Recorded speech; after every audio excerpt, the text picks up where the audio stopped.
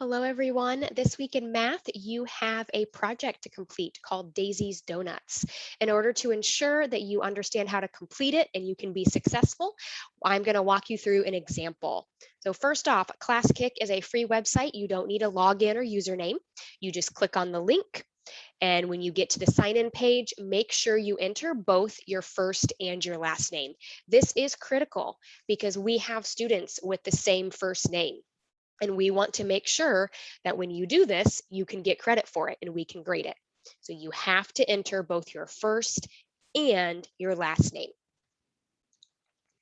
When you get to ClassKick, if you've never used it before, here's a quick little rundown. It's basically a whiteboard. Right up top here, we have all these tools, a pointer, a pencil, highlighter, eraser, a text box tool. We have our problem here, but you can scroll and there's all this ample space to use to show your work. And then whenever you see a green box, that is where you can enter an answer. It is important that when you enter the answer in the green boxes, you do so by clicking and typing your answer. That will ensure that your work gets graded a lot faster. With this assignment, this Daisy Donut project, it is covering multi-step percents. Multi-step percents is a topic where you are allowed to use a calculator. If you have your own calculator or you have one on your phone that you like to use, awesome. If not, I do encourage you to use this one right here. It's desmos.com/scientific. The reason I encourage you to use this calculator is because it is very similar setup to what you'll see on the FSA. And in my mind, anything that you're used to using, one less surprise, will make testing go smoother. So if you don't have a calculator, I highly encourage you to bookmark and use this one whenever you're given permission to in class. All right, let's get started and look at our example here. So here we have a menu from a restaurant called Daisy's Donuts, and our directions tell us that we want to use the menu above to find the total for each guest check and round to the nearest cent if possible. So this right here is very similar to a guest check or a receipt that you would get when going to any restaurant. We're just going to figure out all the prices instead of letting the computer do it for us. All right, when I go to Daisy's Donuts, I am super duper hungry. I'm gonna bring some back for my family, so I decide to get 2 boxes of donut holes. Well, when I look at the menu, I notice that donut holes are $4.89. I'm buying 2 of them, which means we are going to have to multiply. So we need to multiply the $4.89 by 2 to see how much we will pay. I'm for this one going to go ahead and do my work by hand. I'm going to scroll to the bottom where I have all this blank space. I clicked on the pencil tool. It was $4.89 for 1 box, and I want to buy 2 of them. 2 times 9 is 18. 2 times 8 is 16 plus 1, 17. 2 times 4 is 8 plus 1 is 9. Now for placing that decimal point, remember with multiplication, you look at the 2 numbers you multiplied together, see how many digits follow that decimal point, add it up. That's how many digits need to follow your decimal point in your product, your answer. So for my first number, $4.89, we have 2 digits, a 9 and an 8, that follow our decimal point. For our second number, just a 2, I don't have a decimal point. I don't have anything that follows it. Meaning in our answer, we need to move that decimal point 2 times. We need 2 digits to be to the right of our decimal point. 1 digit, 2 digit. All right, the cost for those donut holes is $9.78. Please note that the dollar sign is already there. You don't need to type it in. You can just put the numbers. Second thing, I said this earlier, but I really want to make sure you guys hear this.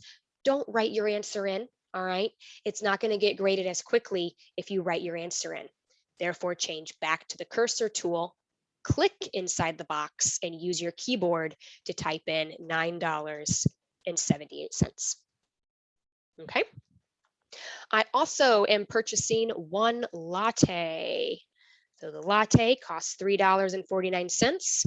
I'm only getting one of those. So go back to the cursor tool, $3.49. Now is when we can start figuring out the total. The first one we have is the subtotal. That subtotal is when we add our two prices together. So we add the two items we purchased together, the $9.78 plus the $3.49. I'm going to go ahead and use the calculator for this one. So it's cleared up. My donuts were $9.78. And oops, I put a multiplication sign. Be careful, hit that back button. We are adding. To find your subtotal, you add. And we add the latte, which was $3.49. That brings us to a subtotal of $13.27. Next is I actually went with a 10% coupon. So there's a 10% discount. To find the 10% discount, we find 10% of that subtotal. So we want to know what 10% of $13.27 is. When we turn percents into decimals, how do we do that? We move the decimal point 2 times. In order for us to find 10% of a number, we first need to change our percentage to a decimal. Percent means per 100, so we move the decimal point 2 places. There's 2 zeros in 100.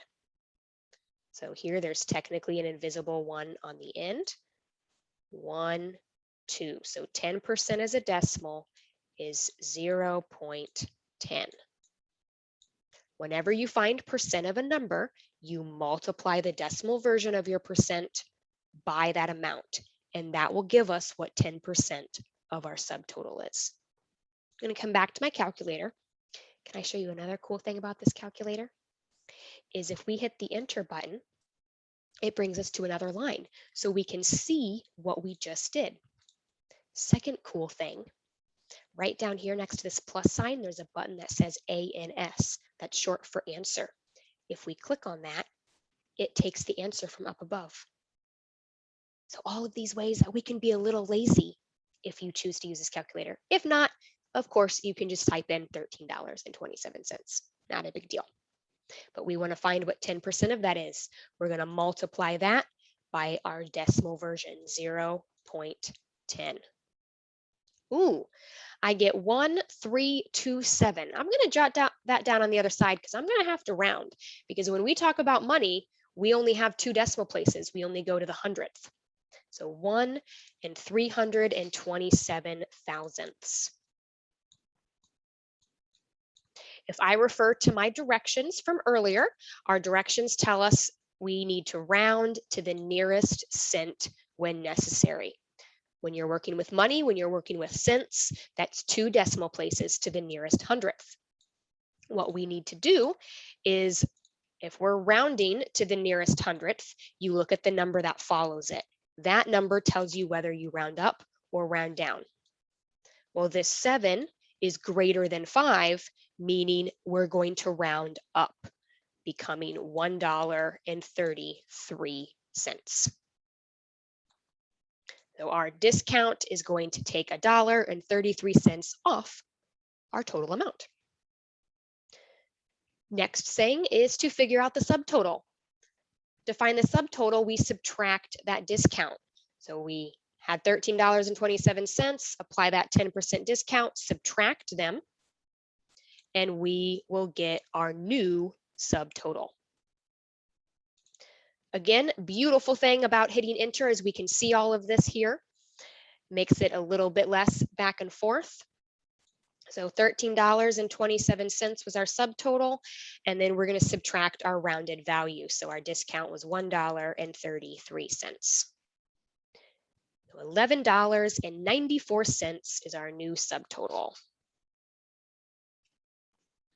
Next is tax. In most states and most restaurants, you have a tax. In this case, our tax is 8%.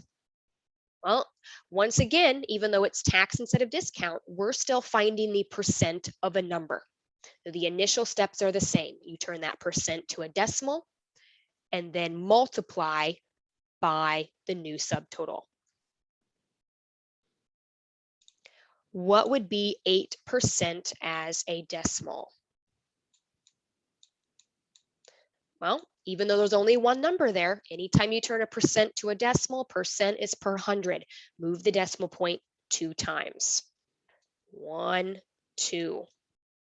And then this gap will be filled in with a 0. So 8% as a decimal is 0.08 or 0 800ths. We will be multiplying that by our new subtotal to find what our 8% tax is. Can hit enter, hit answer, $11.94 times our tax of 8% as a decimal. Ooh, once again, I'm going to round. So 0.9552. 0.9552. Going to double check to make sure I copied it right. Yes, I did. Once again, we're rounding to the nearest cent. When I round to the nearest cent, that's 2 decimal places, the nearest hundredth. We look at the number that follows to tell us whether we round up or down. If it's 5 or above, we round up. 4 or below, we round down. It's a 5, so once again, we're going to round up. Our tax is 96 cents. 96 cents. Last but not least, we need our total, because that total is when we take our subtotal and add it to the tax, because that tax is an additional amount of money that you pay. That is extra that you're paying. Hit enter. All right, so $11.49 was our subtotal, plus our tax of 96 cents because it was rounded. And that, oops, I just made an error. This is where you guys got to be careful. Anybody see what error I just made? I mixed up my numbers. I put 1149 and it should have been 1194. So do be careful to always double check. I get 12.9. It's not really written like a money amount. So let's investigate that. Scroll down some more, use all this space. If we weren't dealing with money, 12 9/10 is a beautiful amount, but whenever we deal with money, we need to represent it to the nearest hundredth if we have any cents. What would that be? That would be really $12.90, because you can have lots of zeros there. The 0, remember, represents nothing. So it doesn't really matter. I could technically have as many zeros as I wanted, trailing that decimal point. But I don't need to. I only need 1 to make it proper format for money. So $12.90 is what I would be paying for my breakfast this morning. Once you guys finish one problem, all of those boxes are green. That means you completed them all, and your teacher will later be able to grade them. You click on the next button here, and it will take you to that next problem. All right, guys, good luck. Go ahead, work out this project, and I know that you can ace it. Bye.